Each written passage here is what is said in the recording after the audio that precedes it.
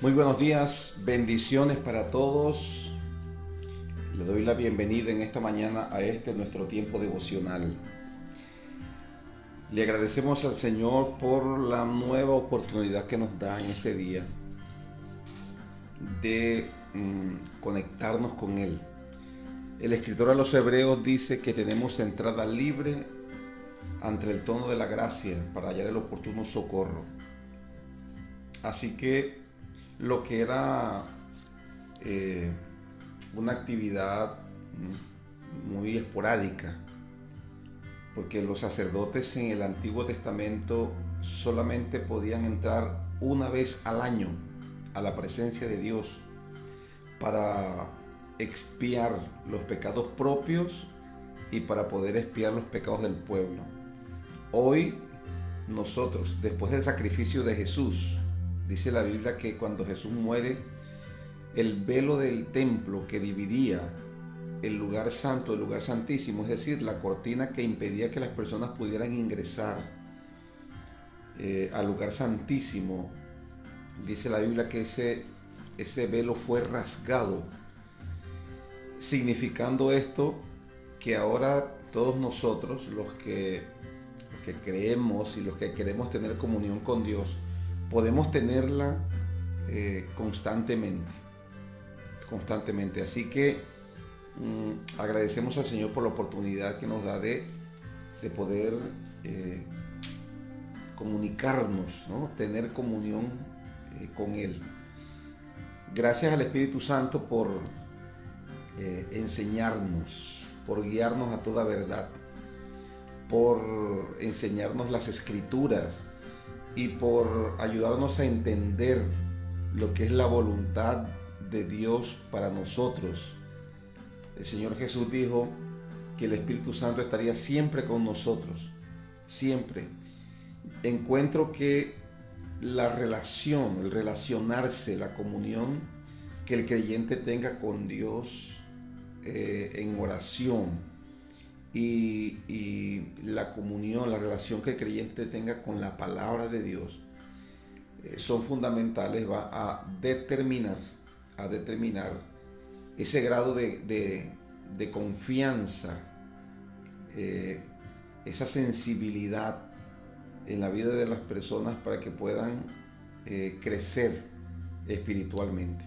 Entonces, recuerde que la meta de todos los creyentes es que seamos como Jesús, que nos parezcamos a Él en actitudes, en principios, en intereses, en comportamiento, pero también en nuestra moral y, por supuesto, en la manifestación del poder de Dios. Nosotros somos una comunidad a quien Dios ha visualizado como una comunidad creciente, una comunidad de discípulos de Cristo que crece y que son llenos con el Espíritu Santo, con una misión. La misión es transformar la sociedad con los valores y el poder de Dios. Entonces, son bienvenidos todos a este tiempo devocional que lo que busca es ayudarnos en el crecimiento espiritual. Vamos a leer la palabra de Dios en esta mañana. Tome su Biblia, tome su libreta de notas para que usted pueda allí escribir los pensamientos que el Espíritu Santo pone en su corazón mientras compartimos la palabra. Estamos leyendo el libro de los Hechos. Recuerde que el libro de los Hechos es la narración no solamente del inicio de la iglesia, sino que también nos muestra cómo fue la iglesia en sus inicios, cómo era su forma de vivir, cómo era su cotidianidad, a qué se dedicaban, cuáles eran sus intereses, qué era lo que predicaban, qué concepto tenían acerca del pecado, de la maldad, etc. Entonces este libro nos enseña, cuando leemos este libro, nos enseña cómo vivir de una manera práctica el Evangelio en nuestro tiempo. Hoy hay muchas versiones de Evangelio Y no estoy hablando de denominaciones, ni estoy hablando de iglesias locales. Está bien que hayan muchas iglesias locales, porque la mies es mucha, dijo el Señor, y los obreros son pocos. Es decir, que se necesita que hayan muchas iglesias locales. Pero no estoy hablando de la multiplicación de la iglesia, sino de la diversidad, de la manera en que muchas personas están viviendo el Evangelio. ¿Cuál es la forma correcta? Bueno, la Biblia nos muestra la forma correcta de vivir el Evangelio. Y esto es un tema que debe ser de interés para todos los creyentes, porque cada quien va a entregarle cuenta a Dios de sí.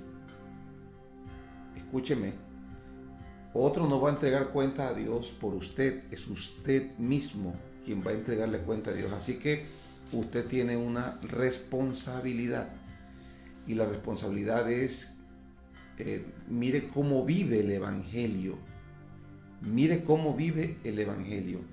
Entonces nosotros nos enfrentamos diariamente a la opción o las opciones o de mantener un Evangelio puro o de adulterar el Evangelio. Cada persona, y esto no solamente lo hacen los ministros, todas las personas tienen la oportunidad, están enfrentados diariamente a adulterar el Evangelio. Y muchos adulteran el Evangelio con legalismo, pero otros adulteran el Evangelio con mundanalidad. Entonces se van a los extremos. Los extremos, un extremo es el legalismo y el otro extremo es la mundanalidad. Entonces el legalismo incorpora disciplinas y reglas a las que le atribuye valor salvífico. Es decir, que para poder ser salvo, las personas necesitan someterse a ciertos tipos de reglamentos que no son puestos por Dios, son puestos por el hombre. Debemos tener cuidado allí. Pero por otro lado, nos vemos enfrentados a, como estamos viviendo en el tiempo de la gracia, también nos vemos enfrentados al otro extremo, a incorporar al evangelio que vivimos mundanalidad, relajo, pecados disfrazados de libertad. El apóstol Pablo siempre exhorta a los discípulos a que no conviertan en libertinaje la gracia del Señor Jesucristo, porque en el evangelio nosotros tenemos libertad, pero esa libertad, dice el apóstol Pablo, miren que no usen esa libertad para el pecado, para la maldad. Entonces hay una responsabilidad, ¿no? Cada uno de nosotros debemos vivir el evangelio de una manera pura, de una manera correcta. El apóstol Pablo escribe a la iglesia de los Gálatas y les exhorta, porque estos creyentes habían incorporado legalismo al evangelio, y Pablo dice: estoy maravillado de que tan pronto se hayan apartado de la gracia de Dios para seguir un evangelio diferente. Y no que haya otro evangelio, sino que algunos quieren pervertir el evangelio del Señor. ¿Cómo lo pervierten? Dice Pablo, porque muchas personas han incorporado legalismo al evangelio. Pablo dice: si un ángel del cielo, o si aún alguno de nosotros, predica un evangelio diferente, sea anatema, es decir, maldito. Ni siquiera este evangelio debe ni puede ser cambiado por ángeles. No, lo que está escrito, es un único evangelio. Vamos a mirar en la Biblia cómo la iglesia primitiva enfrentó esta situación. Cuando se presentó el legalismo, ¿qué fue lo que hizo? Y cómo esta palabra nos reta a nosotros a mantener un evangelio puro, a excluir del evangelio que vivimos nosotros, ya sea legalismo o mundanalidad, los dos grandes problemas que enfrenta el cristianismo hoy en día. Vamos a la Biblia entonces. Leemos el libro de los Hechos en el capítulo 15, versículo 22. Recuerde usted que estaba Pablo y Bernabé en la iglesia de Antioquía, después de regresar de su viaje misionero, después de predicar el evangelio y de ver cómo Dios salvaba a las personas, cómo el poder de Dios se manifestaba haciendo prodigios y señales, pero también cómo muchos gentiles se convertían al evangelio y cómo se formaban comunidades de creyentes. Así que ellos, después de hacer ese viaje misionero, retornan a Antioquía, el lugar de donde salieron, a la iglesia. Les dan su reporte y se quedan allí. Luego ellos observan cómo después de un tiempo muchos muchos creyentes provenientes de Judá o de Jerusalén llegan a la iglesia de Antioquía con una enseñanza nueva. La enseñanza era que tenían que circuncidarse para poder ser salvos. Y no solamente ellos lo hacían, ¿no? Sino que ellos como judíos tenían que ser circuncidados, obviamente. Es un tema cultural. Esa era la señal del pacto, del primer pacto, el pacto que Dios hizo con Abraham. Pero eso lo enseñaban a los creyentes y le decían: ustedes tienen que circuncidarse. Hubo una discusión no pequeña. Entonces se pusieron de acuerdo los líderes de la iglesia para enviar a Pablo y a Bernabé a Jerusalén, es decir, a los apóstoles y a los ancianos, a los líderes, las autoridades de la iglesia. Se remitieron a la autoridad de la iglesia para exponer esta situación y ver a qué decisión se llegaba. Cuando ellos llegan a Jerusalén, lo reciben los ancianos y los apóstoles y los líderes de la iglesia. Ellos le comentan la problemática que está sucediendo, cómo algunos judíos quieren implementar en la iglesia algunas prácticas propias de la cultura judía y que a ellos no les parecía, porque el evangelio no busca culturalizar a la gente, sino que no busca judaizar a la gente. Me explico mejor. No busca enseñar la cultura del pueblo judío a los gentiles, sino que el evangelio lo que busca es la salvación por la fe en el Señor y una nueva vida en Cristo. Los apóstoles se reúnen y después de una discusión o de una conversación, después de tratar este tema con bastante profundidad, ellos llegan a una conclusión y designan a Pablo y a Bernabé y a otros líderes para que vayan y no solamente lleven esa noticia a la iglesia de Antioquía, sino que puedan comunicarle esa decisión a todas las iglesias. Entonces allí es donde después ellos se encaminan a un segundo viaje misionero. Pero, ¿qué fue lo que sucedió y a qué conclusiones llegaron los apóstoles y los líderes? Eso es lo que vamos a leer en el versículo 22. Versículo 22. Recuerda que ellos están decidiendo sobre la iglesia, están decidiendo sobre la vida de los creyentes. En el versículo 22 leemos: entonces pareció bien a los apóstoles y ancianos con la iglesia elegir entre ellos varones y enviarlos a Antioquía con Pablo y Bernabé. ¿A quiénes enviaron?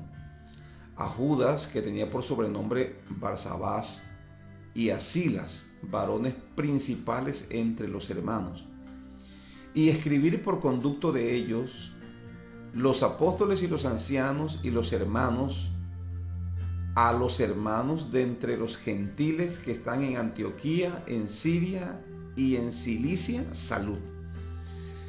Por cuanto hemos oído que algunos, esto es lo que le escribieron, por cuanto hemos oído que algunos que han salido de nosotros, a los cuales no dimos orden. Mira con claridad cómo están escribiendo. Estas personas salieron por iniciativa propia, pero los apóstoles no los mandaron. Dice: os han inquietado con palabras, perturbando vuestras almas, mandando circuncidaros y guardar la ley. Nos ha parecido bien habiendo llegado a un acuerdo, elegir varones y enviaros a vosotros con nuestros amados Bernabé y Pablo, hombres que han expuesto su vida por el nombre de nuestro Señor Jesucristo. Así que enviamos a Judas y a Silas, los cuales también de palabra os harán saber lo mismo que fue. Versículo 28 dice, porque ha parecido bien al Espíritu Santo y a nosotros no imponeros ninguna carga más que estas cosas necesarias. Número 1, que os abstengáis de lo sacrificado a los ídolos. Número 2, que os abstengáis de sangre. Número 3, que se abstengan de comer ahogado. Y número 4, que se abstengan de fornicación, de las cuales cosas si os guardareis, bien haréis, pasadlo bien. Dice, eso es lo que decía la carta que enviaron por conducto de Pablo, de Silas, de Judas, de Bernabé y de los líderes, los apóstoles y los líderes de la iglesia. Con esta medida, los apóstoles, quienes son la autoridad de la iglesia, disiparon, por lo menos en la comunidad donde llegaban esta palabra, disiparon esa perturbación que había y que habían provocado algunos creyentes de origen judío, o sea, judaizantes, a los creyentes de origen gentil. Hay una diferencia allí. ¿Cuál es la diferencia? Bueno, un judío tiene su cultura judía, su religión, y ellos viven de acuerdo a algunas normas que son propias de la cultura judía. Son judaizantes y eso no está mal, eso está bien. Ellos no tienen por qué convertirse a otra cultura, porque esa es la cultura de ellos y eso está bien, y esa cultura fue dada por Dios. Obviamente que sus líderes al pasar el tiempo comenzaron a incorporar algunas normas que a juicio de ellos los mantenían en la fe de ellos. Entonces, cada líder de una congregación toma medidas que son extrabíblicas, y eso lo vemos en todas partes. Esas medidas se toman para proteger la fe de la gente.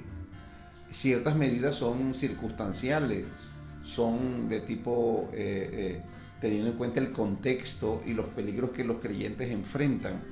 Entonces se toman ciertas medidas, pero el objetivo final de esas medidas es proteger la fe que ya tienen los creyentes y no que los creyentes puedan obtener la gracia y la salvación de Dios por medio de esas leyes. Ese es el problema del legalismo, que le atribuye a la ley poder salvífico. Es decir, si haces esto te vas a salvar. Entonces ya se aparta la fe de la gente del sacrificio de Cristo.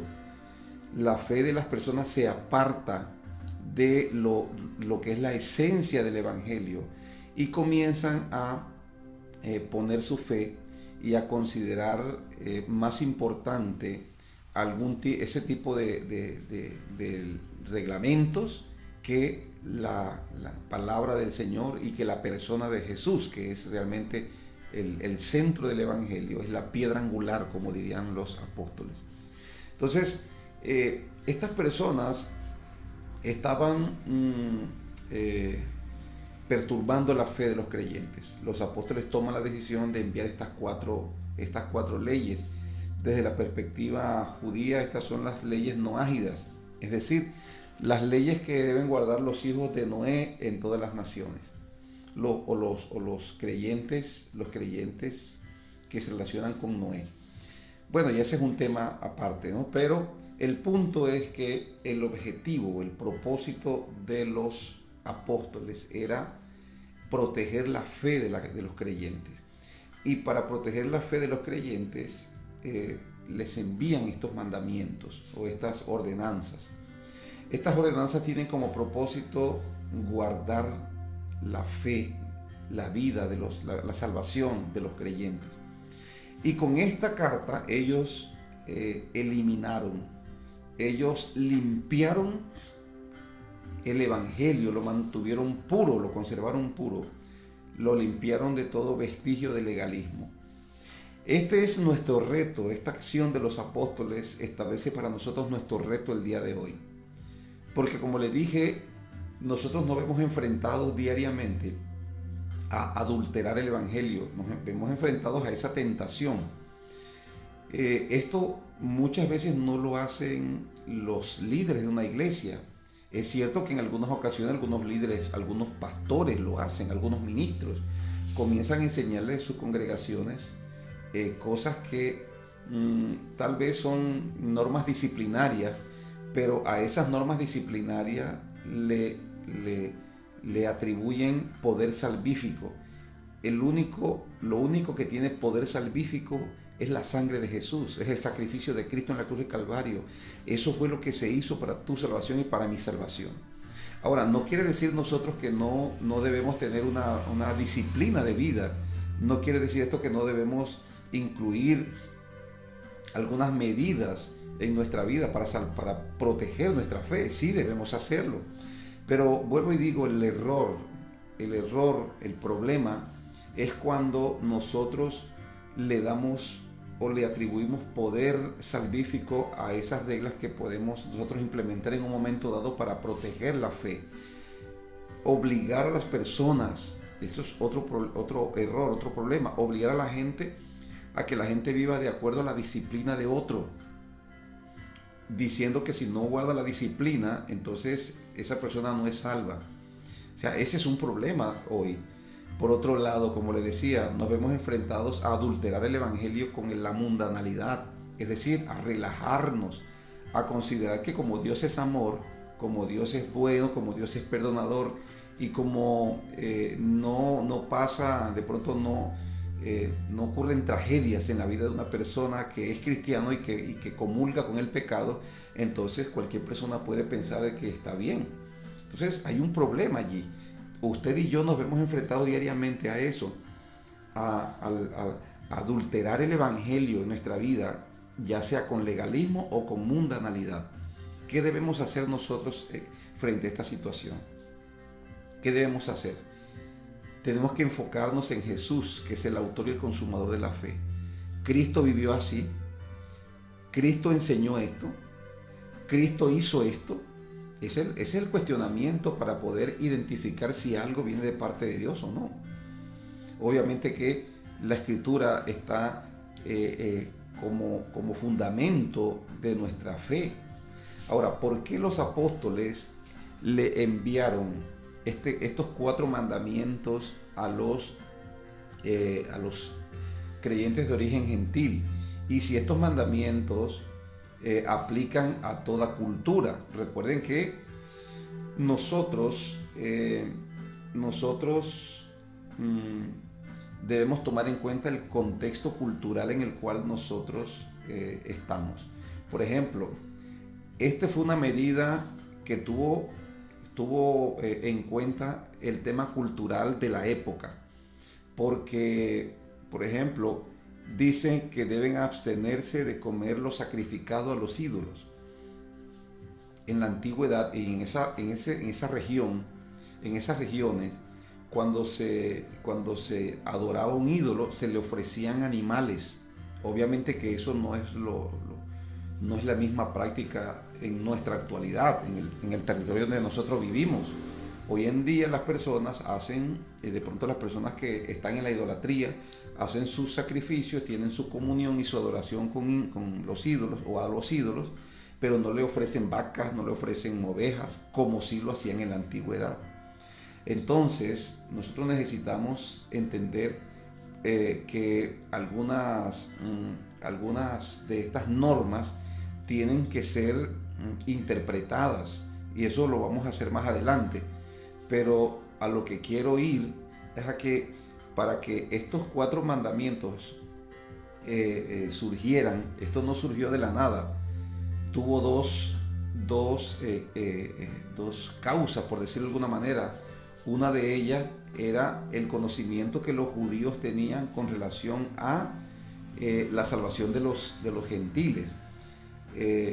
Dentro del contexto judío están, o se habla de los descendientes de Noé.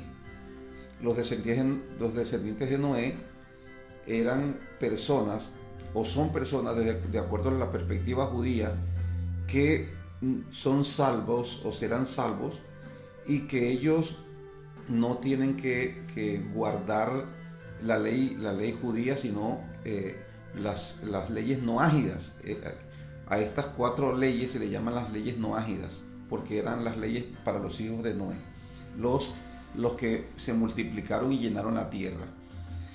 Este era un conocimiento, por supuesto, que había en el corazón de los judíos, en el corazón de los apóstoles, pero también tomando en cuenta el contexto y cómo se desarrollaba la idolatría, el tema de la dieta, de la salud de los creyentes, el no comer, por ejemplo, ahogado, el abstenerse de fornicación, porque todo esto estaba relacionado.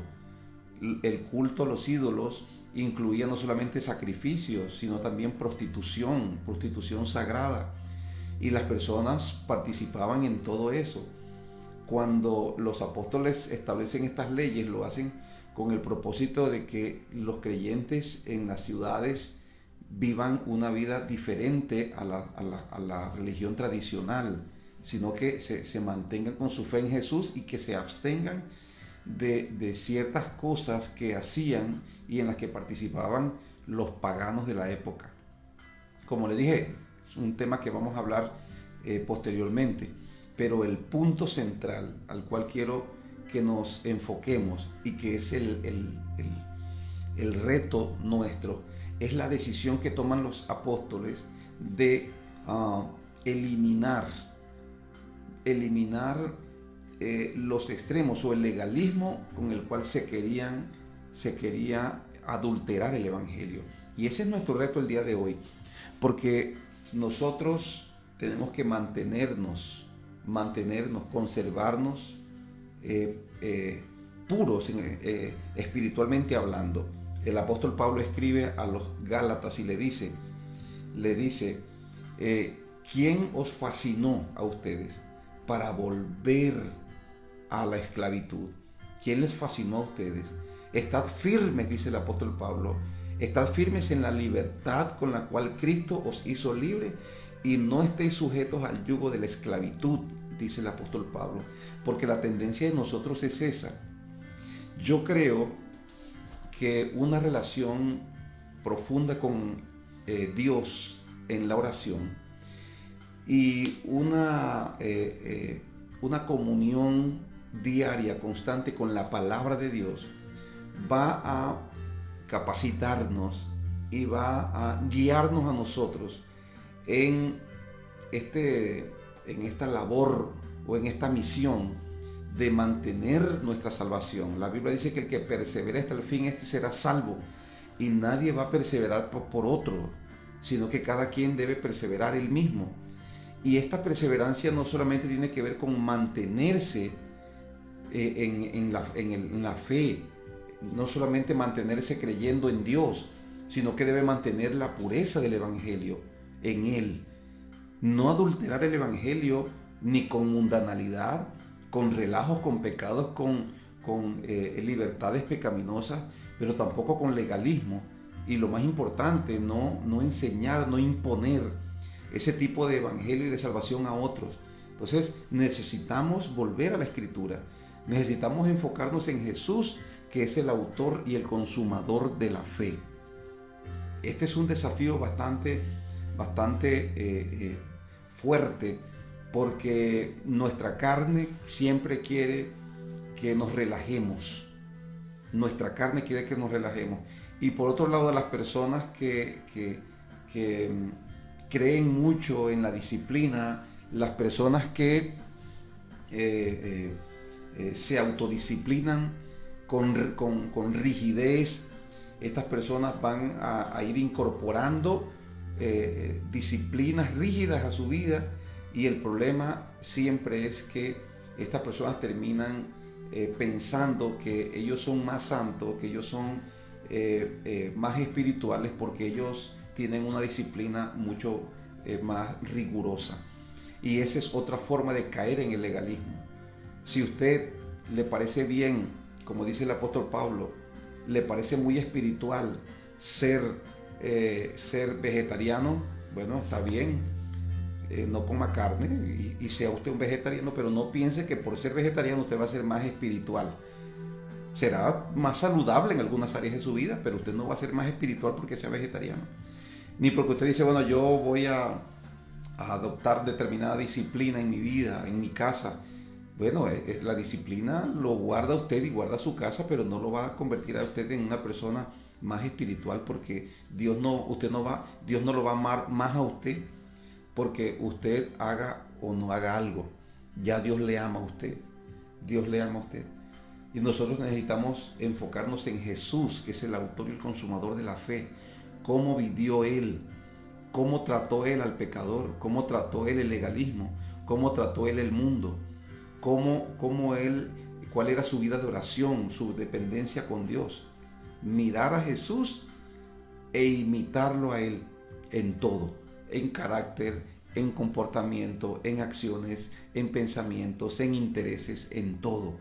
Si usted hace eso, a través del tiempo se va a mantener siendo un creyente saludable. Por eso nuestro reto el día de hoy es eliminar el legalismo, todo vestigio de legalismo y de mundanalidad del evangelio que vivimos. Oramos y agradecemos a Dios. Padre, gracias te damos en esta mañana. Te pedimos, Señor, que nos des sabiduría, que nos des entendimiento. Te pedimos que nos des, Señor, inteligencia, porque, Señor, hay mucho engaño, muchas estrategias que el enemigo ha diseñado para hacernos caer en el engaño y en la maldad, para desviarnos. Padre, hay mucha confusión en este tiempo y te pedimos que nos des, dígale al Señor en esta hora, te pido que me des la sabiduría.